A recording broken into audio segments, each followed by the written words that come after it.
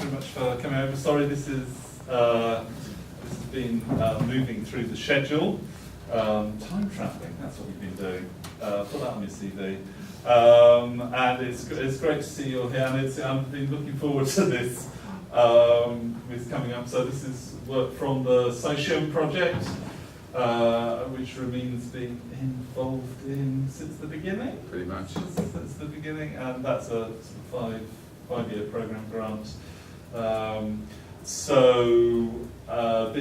This represents, as I think we've learned to say from the ref impact statements, the pinnacle of a five-year program. No pressure. So I give you all Dr. Ramine Tinati. Thank you very much. Thank you, Les. So, as Les said, yeah, this talk really is trying to summarise in a very crude way 5 years worth of work between various different partners, and it's obviously some of my work, some of the other groups, and I'm trying to bring it all together to let you know what's been going on. And then towards the end, talk about a little bit more of the kind of future things that we've been thinking of in terms of the work we've been doing in Sociam and also part of the WAIS group, which might be relevant for you guys.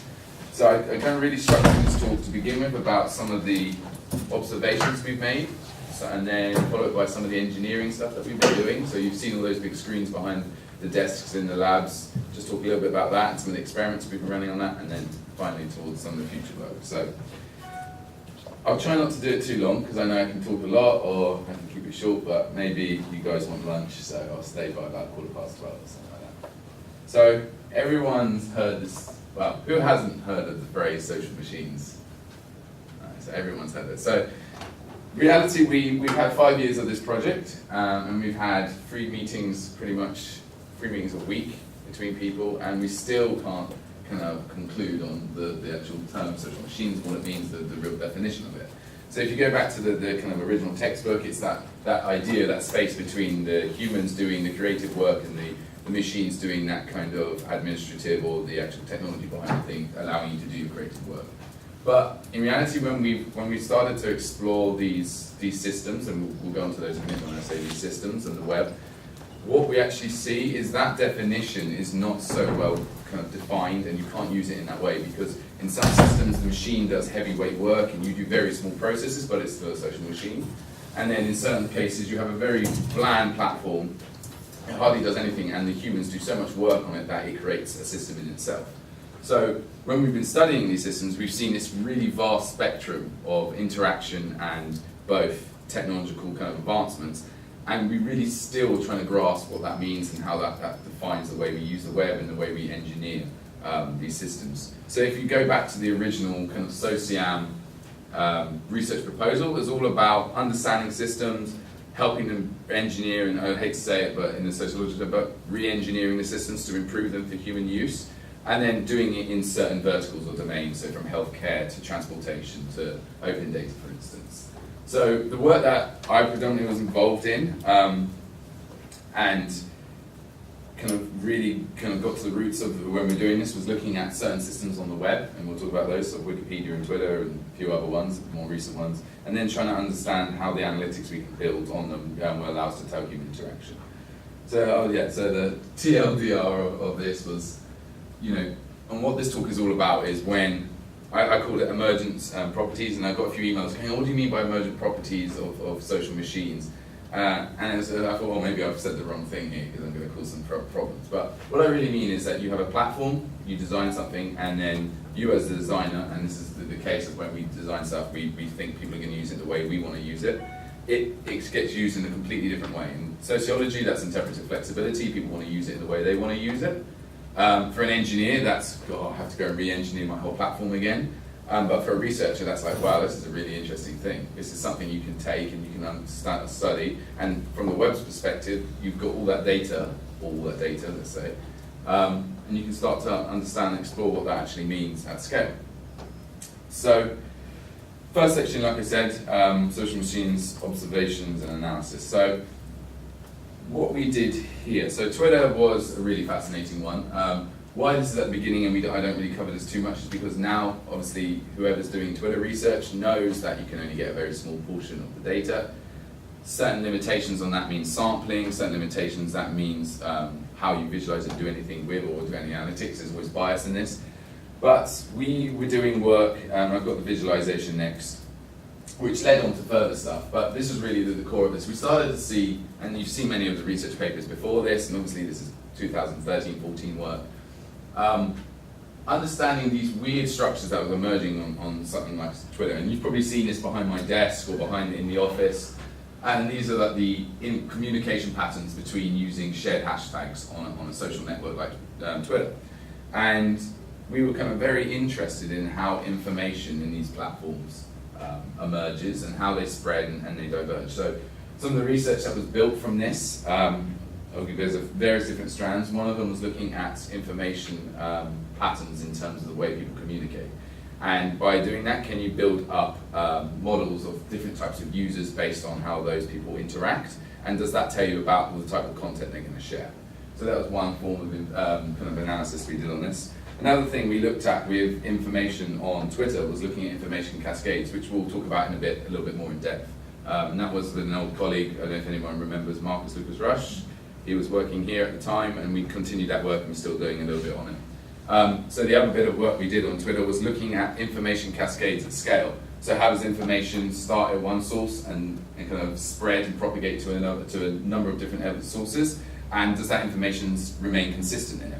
And we were looking at how does the information change, how many people does it share, what's the shape of these networks. And then some of that research was published in World Wide Web and also in ICWSM. So probably something a little bit more in depth that we can study. The reason why we don't study too much in Twitter anymore, like I said, limitations, but something like Wikipedia is really, really exciting for us because it's an open platform. In the sense that you can get, if you have the right scrapers or if you have the right harvesters, you can gather pretty much all the data on Wikipedia because none of it's being restricted. And for us, Wikipedia is a really, really interesting, I know Mark's in the audience and you can see this because he's studying it all the time, but it's a very, very interesting platform because the stuff that's emerged from it, the little process that you see on top, have come out from a platform where the actual original specification of the wiki hasn't really that much changed. It's very, very simple.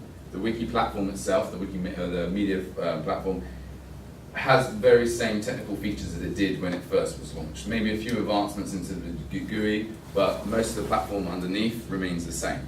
However, what we've seen on Wikipedia is something very, very interesting in terms of the way certain features have evolved without the need for technical kind of mediation. And this goes back to that idea of the spectrum between different social machines. Something's very technically stable and very technically tight and highly coupled, you can only do certain things, whereas certain things are very kind of bland and allows you to have a lot of scope and do what you want to do.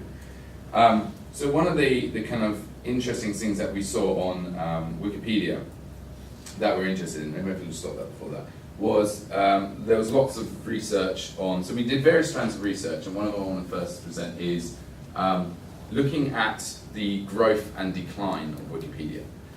So in 2011, a paper was published by Halfaker, at the time, I can't remember where he was from, but I think Carnegie Mellon, who was looking at how Wikipedia itself as a platform had reached some kind of saturation, and there was a drop-off in the number of edits or the number of contributions being made on the platform. Now, if you saw my other slides, like for instance here, when you search Google, what's the first thing you see? Integration with Google is Wikipedia. Yeah, so there's a heavy reliance and there's a highly kind of coupled relationship between the two. And the kind of research we were sitting in a meeting saying, wow, just imagine if Wikipedia disappears. And you can see Wendy's face and going, that's not going to be a good idea.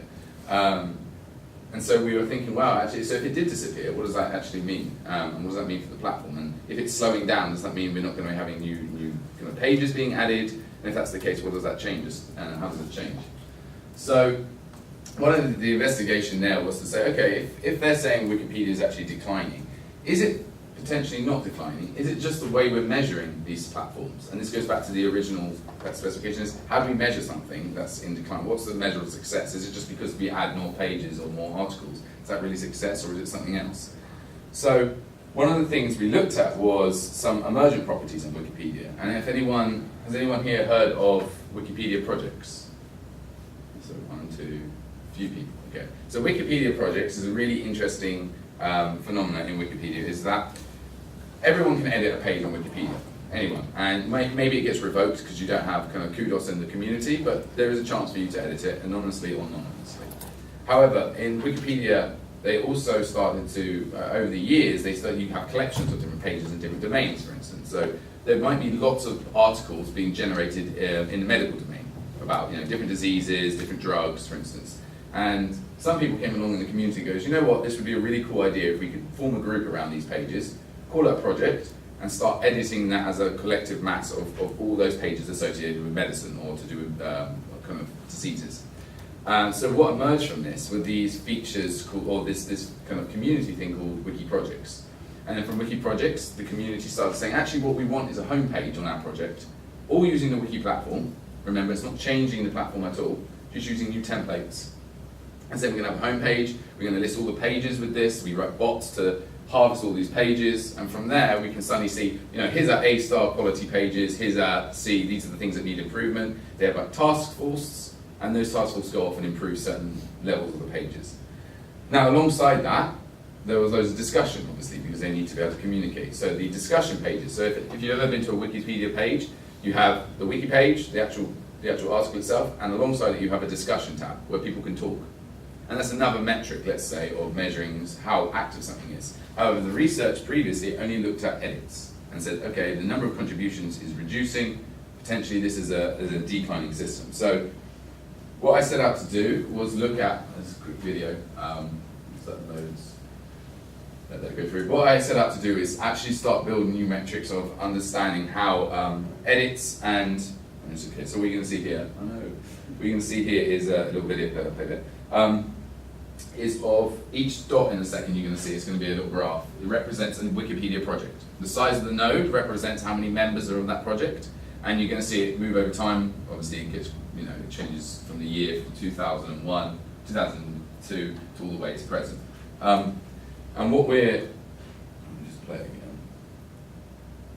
There. So what we start to see, and the x-axis is the number of edits, and the y-axis is the number of discussions in these particular projects. So once that loads, we'll just see what it looks like. So remember, Health Hackers' work says actually everything drops down, the number of communications and the number of, not communications, the number of activity that's on the platform, but we see something completely different. Look, this one suddenly grows, and I think that's one of the I can't remember, projects related to religious articles. So suddenly we started to build a new metric here of saying, wow, actually Wikipedia is not this platform that's in decline. We're seeing new measures of success and new measures of trying to understand what a platform means to be successful once it's matured. Yeah, so what we're starting to, this kind of journey that we're kind of building up now, what we're seeing with these social machines is, you can measure it in many different ways, but your measurements have to really reflect how these social machines are evolving over time.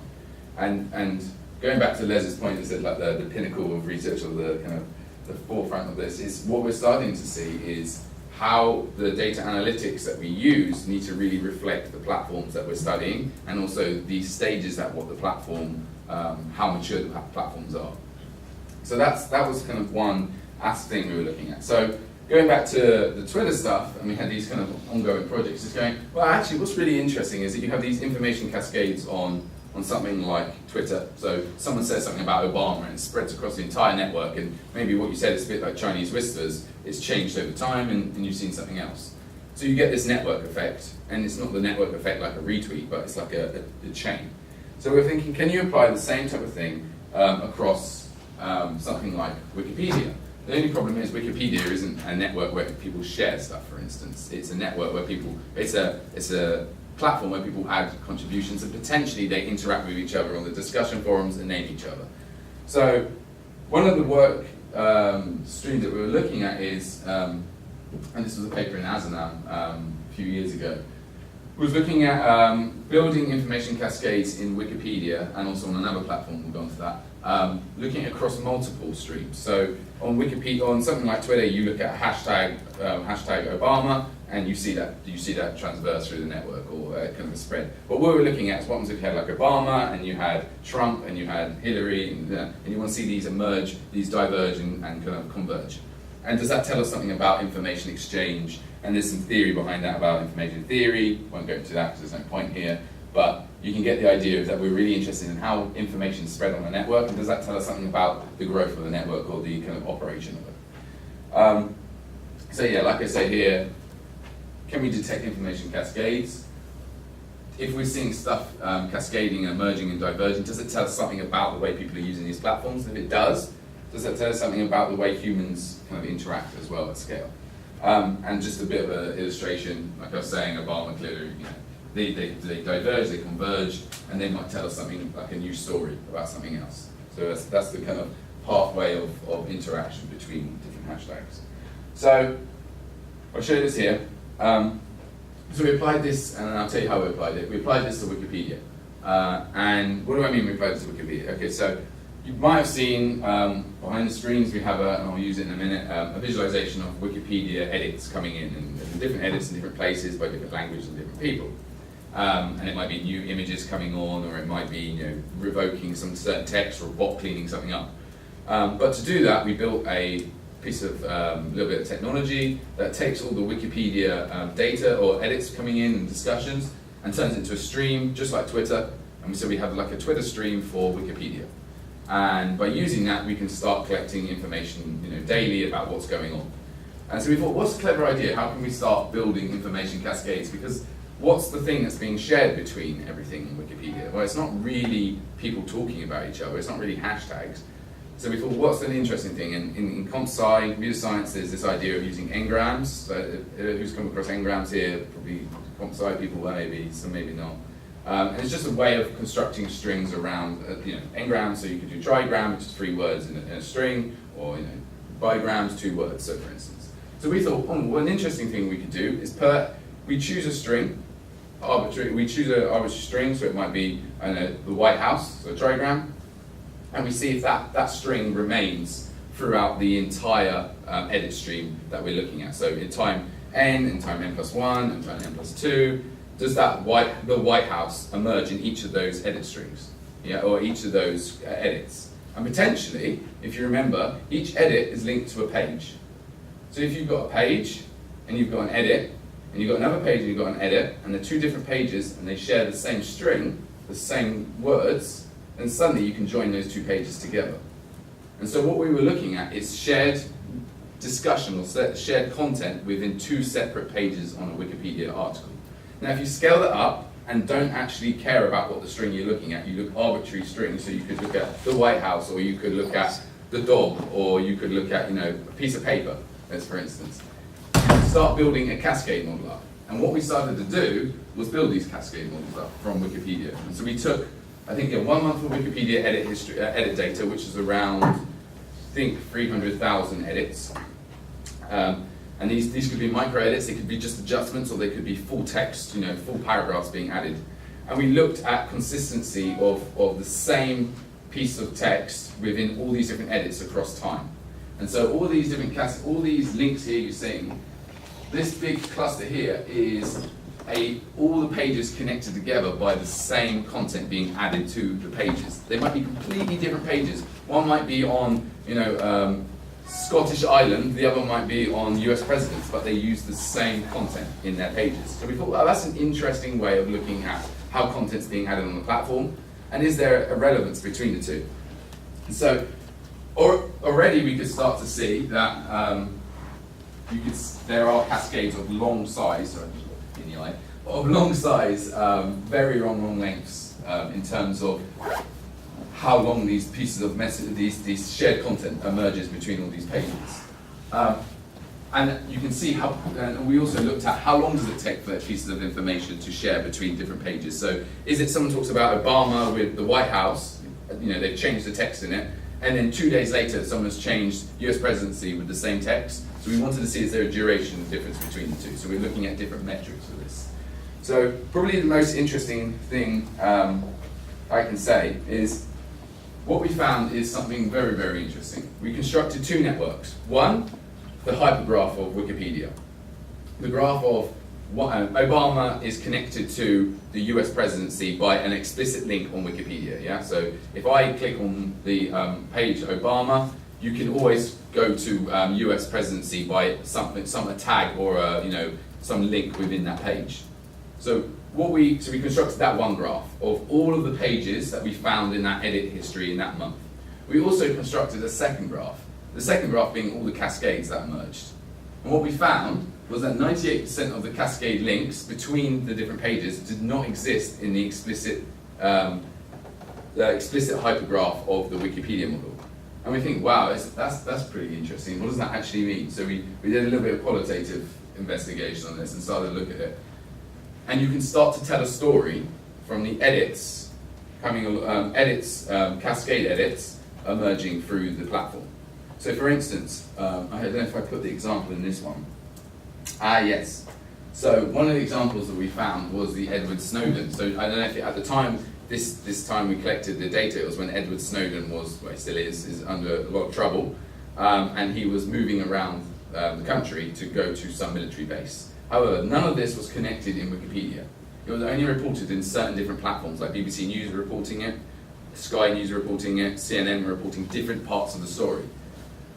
But by looking at the information cascades and the connected pages that emerged from the shared content, which in this case was, I think, Edward Snowden's movement, we started to see a connected story of how he moved across at different points in time, different parts of the.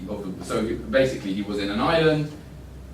Some news agency wanted to see him. He got a ferry to somewhere. He was in the ferry, got to the military base, and then it was reported in, and then did some work with the US Supreme Court.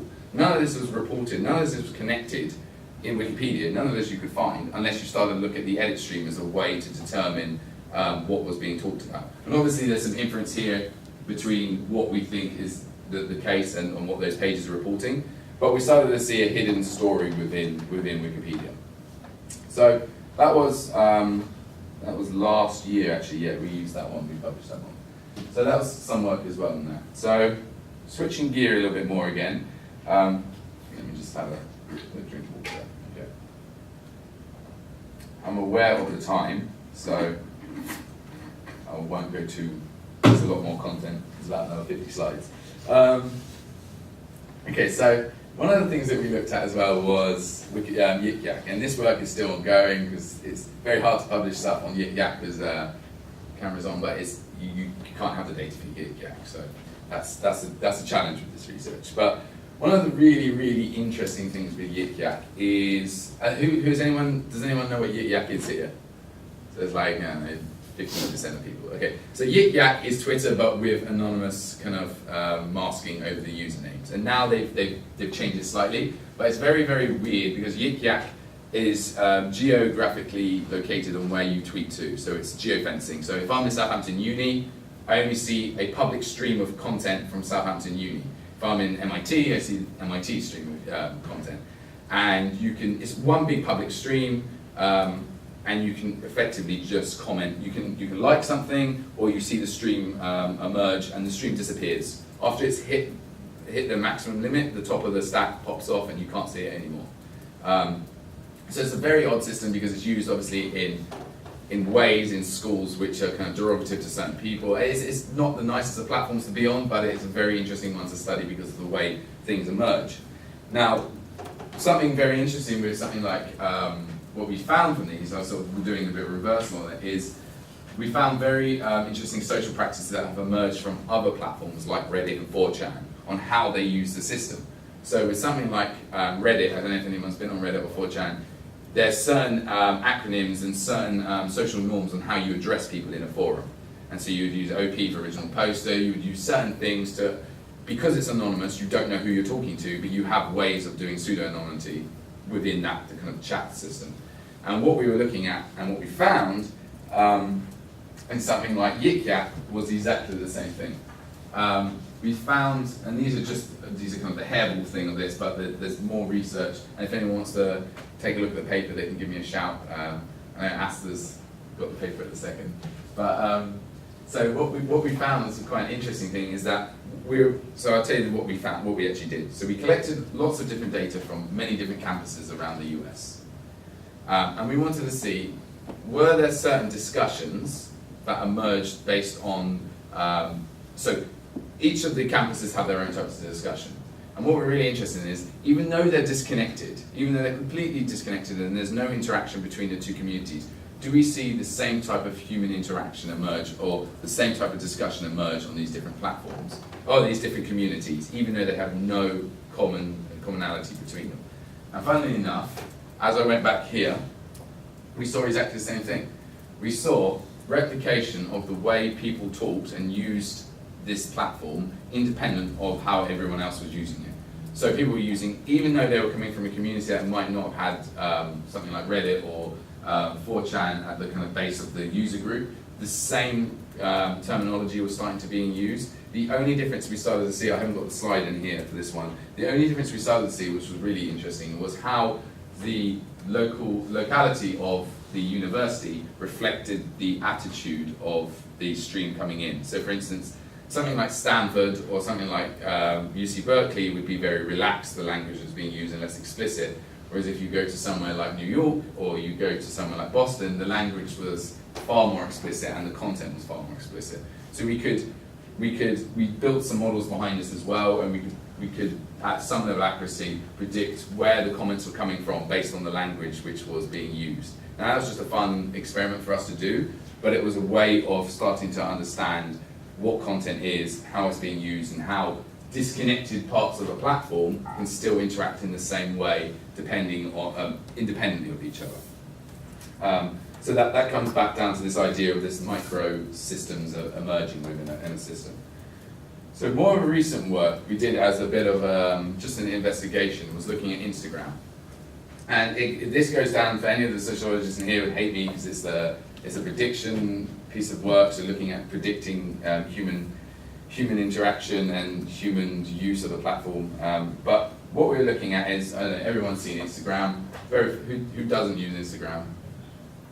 It's good, yeah, you saved yourself. So it's a huge platform. I mean, it was 20 billion photos published to this date, which is a lot of content. And they are hoovering that up and they're using it for certain reasons, I don't know, machine learning, whatever. But we're interested in what, most people post content like this, you know, someone's cooking some scallops and they put loads of hashtags, just realised this is in Russian or some type of Russian, so probably not scallops. But sometimes people post silly things like this, and these posts get deleted. So we were interested in, and this is someone's credit card, and they realised actually I shouldn't have posted my credit card online. It's probably a stupid thing to do.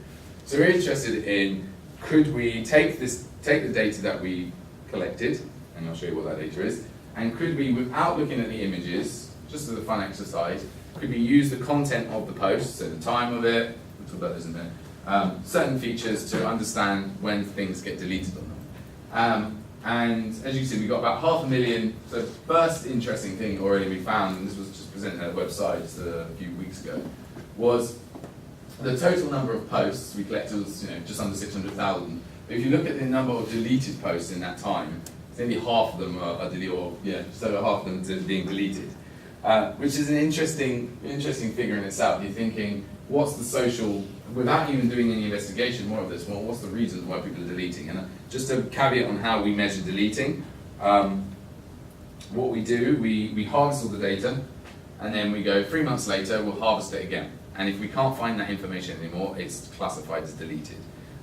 So the limitation on that obviously is that you don't know if it's the platform has deleted it because they've used explicit terms, or if the user deleted it themselves, or now it's slightly changed, so if you do this research again, you need to be aware of this, or if someone's archived the information. So on Twitter, on Instagram, you can now archive your stream. It doesn't get deleted, it just gets removed from your public timeline, and if you go to harvest that link again, you can't find it. So just a bit of that. So what we looked at, rather than looking at images, because we didn't think the images was a good way to go in terms of if we wanted to publish this, which we did, how that would change, ethically, if we're looking at people's images. We want to look at certain things, so like the comments, when it was posted, the sentiment of the thing, and the social features like mentions. Now, with something like Instagram, it's very difficult to measure likes because you have to do it temporally, so we didn't hit that. We just looked at hashtag, and explicit and non-explicit hashtags was an interesting one. So what we found that from all this was we could get actually a not too bad accuracy of predicting people's posts based on a certain number of features, with about 60% accuracy of this, and we just did this as an exercise. But the really interesting thing was, probably these aren't interesting to you, but what was interesting to us was that actually certain features like, so if you compare it to existing work on something like Twitter, where they've done lots of work on predicting people's posts, the features that we found did not,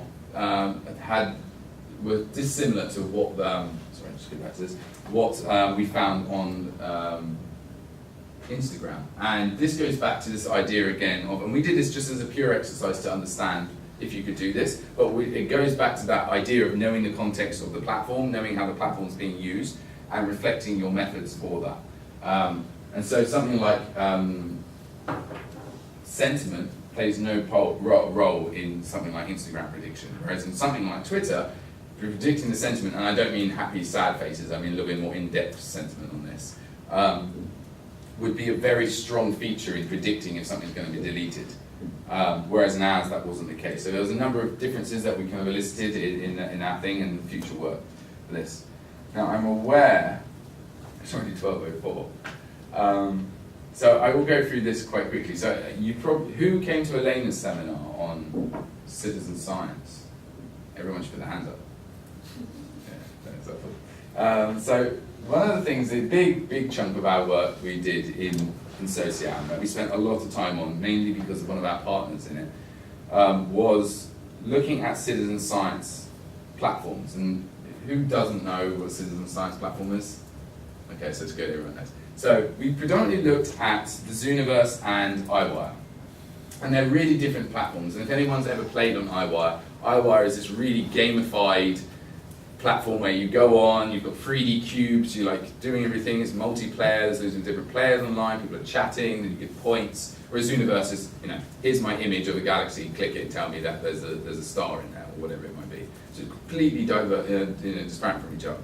And what we're interested in is, on something like these platforms, a bit like the Wikipedia platform, and it all goes back to the idea of what's the incentive to use them? How do you, from an engineering point of view, how do you improve the platform to make those incentives more kind of forefront and make people want to do it even more? And how do you sustain activity? Because you don't want someone just coming on the platform, doing something and leaving. You want someone coming on the platform, building up their knowledge and becoming experts on these things, just like Wikipedia, let's say. And so, one of the other things that was very interesting is, on these platforms, is that they're not, when they originally developed, I don't want to tell you too much of the backstory on it, but when they originally were developed, they were developed as standalone systems where you just, I don't know if anyone's done SETI at home, where you load the piece of script, and when your computer's in idle mode, it will do all the work for it. And just imagine you are the CPU on these, you're the processor on these platforms originally. You just went on the platform, you did all the work, and you left, when you've had enough. But suddenly, what happened on these platforms, they went, I'm doing all the work, I found something interesting, I'm going to go to a forum. When I go to a forum, I'm going to talk it with other people at the same time as me. And we're going to discuss, and we're going to try and find something interesting in this, and maybe something else comes out of it. And this is a representation of the forums on the Zooniverse. And Zooniverse is a collection of different citizen science projects, all under the same platform. And the Zooniverse came to us when we first started Sociam and said, well, what's really, really interesting? We've got this platform, and we've got thousands of classifications a day, someone doing the work. But at the same time, people have requested community level engagement as well, and they want forums. And these forums, they discuss things. And you know what? We found some citizen science discoveries from these forums.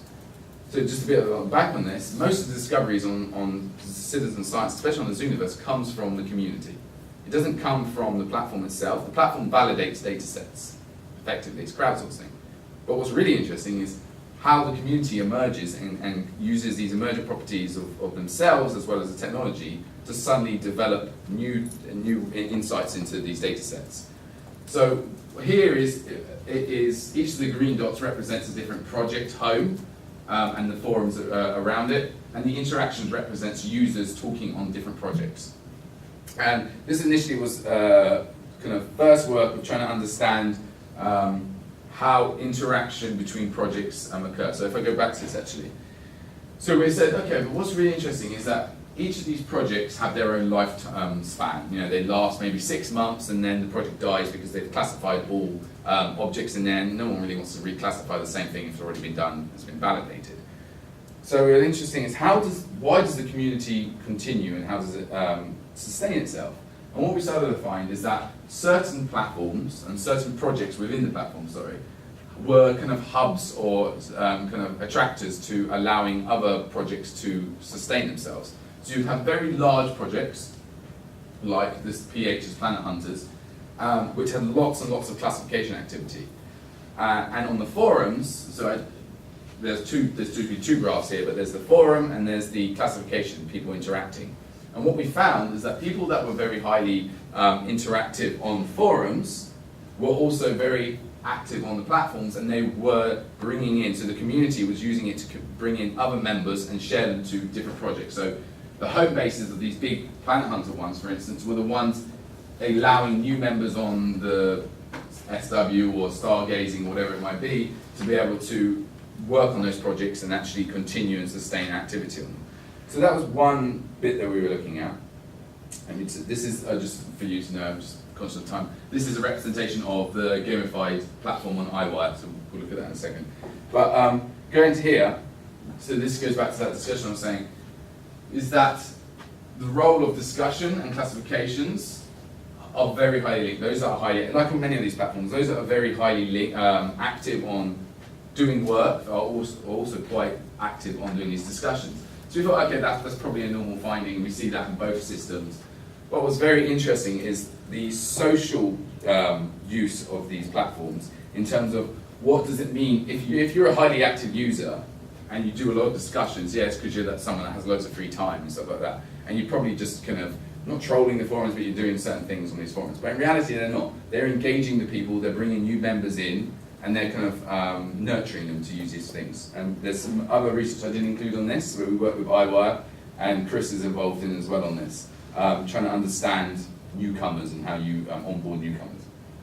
And I don't know if you saw this part of the slides, but actually this is probably more relevant. What we looked at as well is on something like this platform,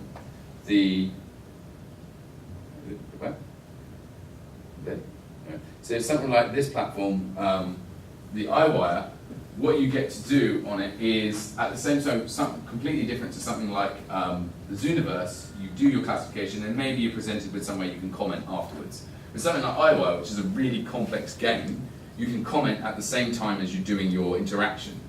And we thought, and you can see here, this is me, there's a load of text, and people can talk at the same time, and that's actually down in that bottom left corner. And what was really interesting is, iWire came up to us and goes, you know what, the community are really engaging with us when they're doing games, but we don't know if they're doing anything. What does the engagement mean? Does that actually benefit the gamers? Does it actually benefit the classification system itself? So one bit of work that we did, let me just try and go forward a bit. The slides on my move.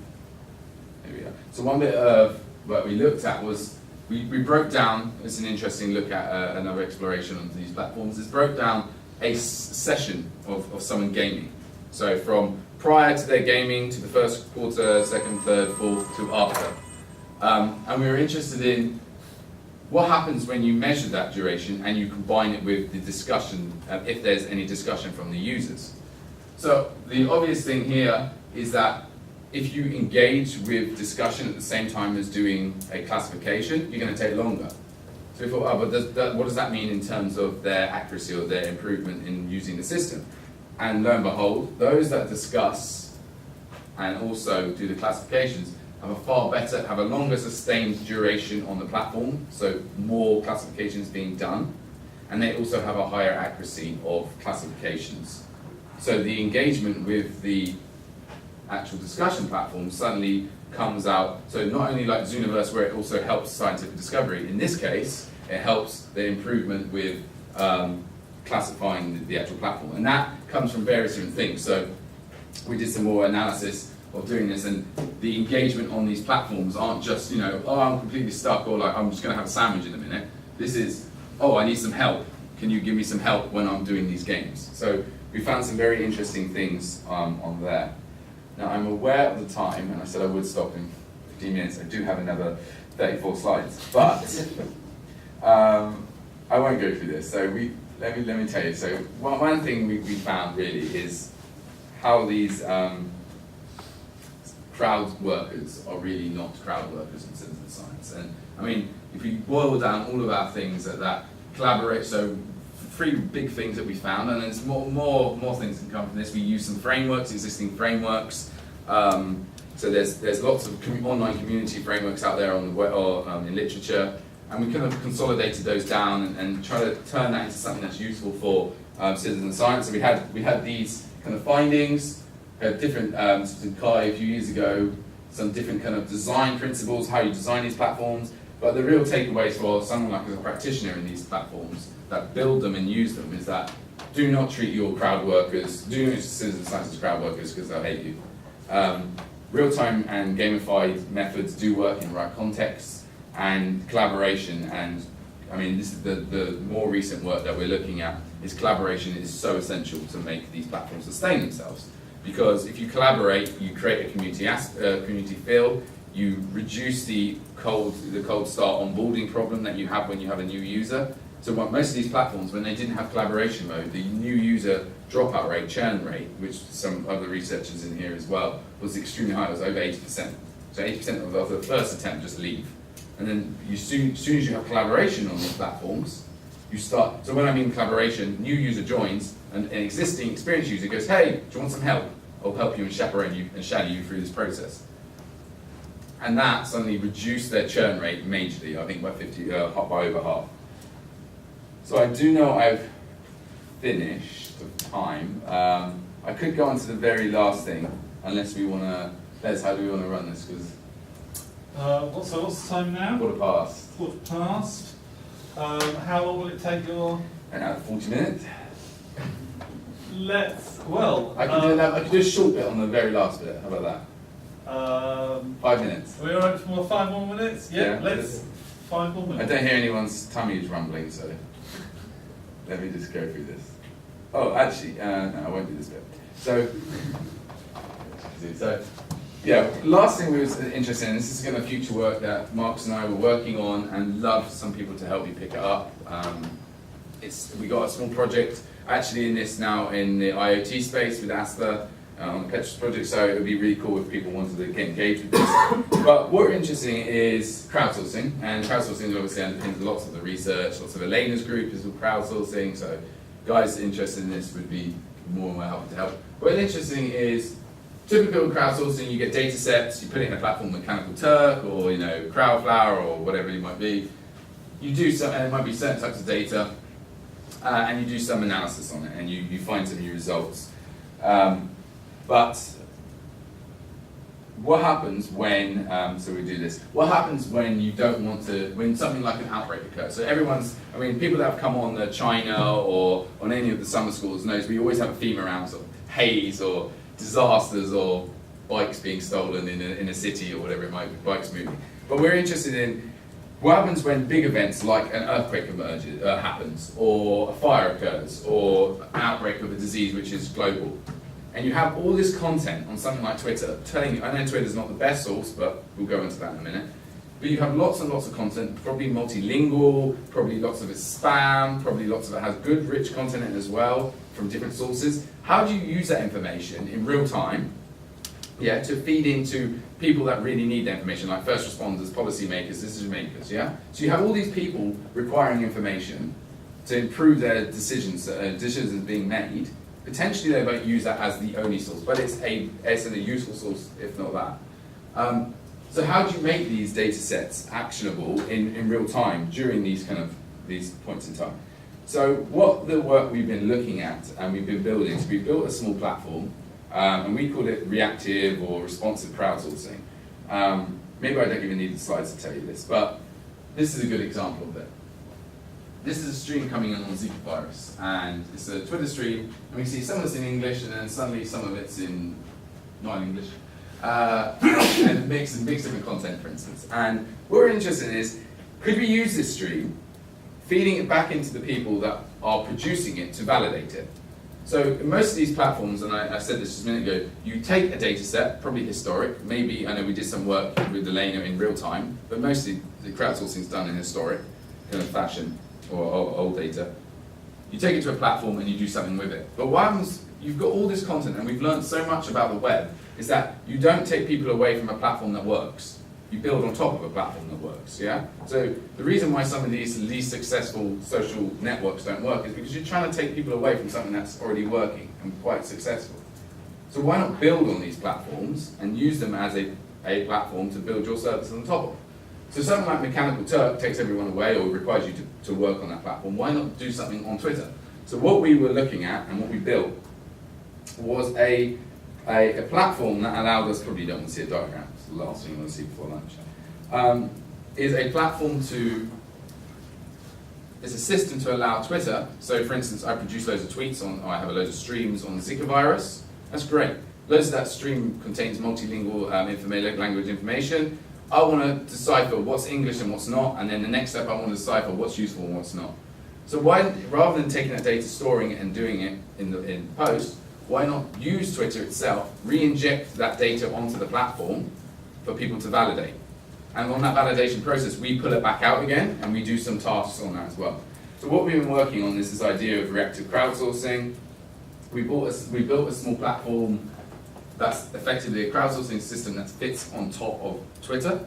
So it takes data, it re-ingests it onto Twitter and asks and appends a number of different tasks to the hashtag that it originally came from. So it might be, and the way we get around that, we did a little smart thing, because obviously you have a limited number of text.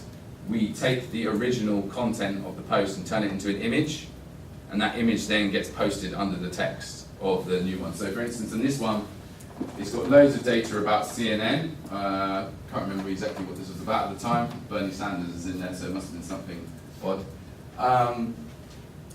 We then send it back to the stream, and then we ask that, is this content relevant to some real world event? And we post the thing. And it's very ambiguous to begin with. But what we did, we tested this on a few different use cases, and we started to yield some good results from this. And then we also built an additional platform. Don't want to show you all this. And we have different tasks that are associated with, so this is probably where we need to be doing a lot of work on, is what type of tasks would you do on a platform, and there's some theory behind this, you can pull this from what works and what doesn't. So, for instance, activate it, share it, enrich it, prioritize it, so it's a way of, these are kind of like the social machine constraints that we found, and Les has been involved in some of this stuff as well, the sociograms of how machines operate, and we were looking at, if we forget how the platforms work, but we have a number of kind of high-level abstract concepts on how people use these systems, and then we've been using those as tasks to append to a piece of information and send back onto a platform. And like I said, we did actually do this at a Stargazing Live event, which is to do with the Zooniverse last year, and that was it. So we fed the tweets back in during the Stargazing Live event. We hand annotated them at the same time, and then we also used the crowd to tell us if the tweets were valid or not, related to that event. And I don't know if I had the post here. Yeah, as you can see, the stream was highly spammed, like with lots of spurious characters and stuff like that. So we hand annotated the stream. We also used the crowd to annotate it. We found about 85% of the tweets were annotated correctly. So it was a good way of doing this. So I got to the end. Sorry for taking so long for you guys, but yeah, so I've covered a lot of stuff. I've tried to compress like 5 years worth or 4 years and a half of stuff into here. Hasn't covered anything on personal data stores, hasn't covered anything on various other things on transportation, for instance, or decentralization. But yeah, that's a wrap of emerging properties on social machines. And there's a little bit of future work that we're really interested in and love to take forward in many different ways. So. Thank you.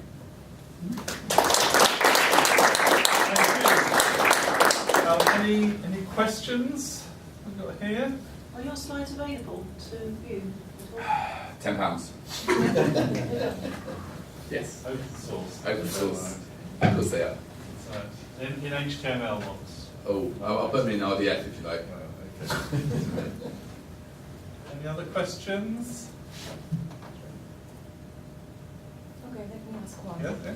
in your opinion, after, because you've studied a lot of social machines over the years, how do you think will it be impacted with the autonomous nature of the Internet of Things, which is also getting integrated into the web now? Good question. So this comes back to that idea, and this wasn't rehearsed at all. This is literally, didn't realise this. I think this goes back to that idea of that spectrum of human and technology kind of interacting, and where a social machine lies, and how much input a technology has on the interaction space. Now, I think with something like IoT, when things are becoming automated and you don't know what's going on behind the scenes, I think that's going to manipulate things in a way that humans don't know and don't know how to interact with to begin with. In terms of like new sensors coming on board, for instance, and feeding in new types of information that will change the way we interact on an interface. It'll change whatever it might be, on your phone or on your laptop. So good question. I think what we'll see is certain platforms. I don't think it will affect something like a social networking platform as such. I think it will affect the way we interact with our mobile technologies. I think that'll be a huge thing, or our house. And I think we'll start to see social machines emerging around IoT devices. So you might have a nest of devices in your home, and you have another nest of devices in your office, and you're going to start to see a social machine emerging of that. But those will be interacting without the human knowledge, but we'll be sitting on a layer above that. So I don't know if that answers your question. I don't know in terms of how we analyze that type of stuff and how we observe it, that's going to be crazy and it's going to be interesting. But yeah, I think it's going to completely, maybe to existing social machines like a Facebook or a Wikipedia, I don't think it will have much interaction, because we've seen this already. A mobile phone didn't really change the way we interact with Wikipedia. I mean, as in the space of it, the wiki itself, maybe a little bit of end-dot wiki, but I think it will affect the way we have new types of stuff, new social networks emerge, or new networks emerge. Wikipedia has a very flat structure. There's very little hierarchy compared to some of the other social media products. To what extent do you see that lack of structure impeding or not impeding some of the social activities going on? I think it's, in some cases, although it was meant to be hierarchy-free and kind of non-governance, governance-free, I think the way it's emerged because of social use is that there has been an implicit or explicit now hierarchy where existing more experienced users drive the community and drive article engagement massively. And because there is no formal or explicit mechanism, technological process to support that, they have rule effectively of the community. And the downside of that is that newcomers, so I don't know if anyone's ever tried to add something on Wikipedia. Anyone? Has anyone been revoked straight away or blocked? And that's why, because the existing members, the ones that, although they're flat, the ones that have the power, the admin supermods, said, we don't know who you are, hold it, we'll block you for a while and then see if you had any content. We had the same thing for social machines. I was in a workshop with two of the postdocs at the time, and we thought, well, we'd be really interesting, let's put a social machines entry into Wikipedia. Set up a new article, did all of that, next thing I know, got a message saying it's been blocked. We don't know what this is, you need 5 sources, valid citations before we can even accept this as something to review. So yeah, I think it impedes. I think the lack of structure does impede the system. I think it's one of those things, it's gone so far in though, you can't suddenly put a structure in, you can't retrofit something on top of this. I don't think it works like that. And we've seen that you can't change the system dramatically, or drastically, and then expect it to work, because it won't work. Excellent. Right, well, thank you very much Thank indeed. you. Henry. Thank you for listening. Yeah, it's great. Thank you.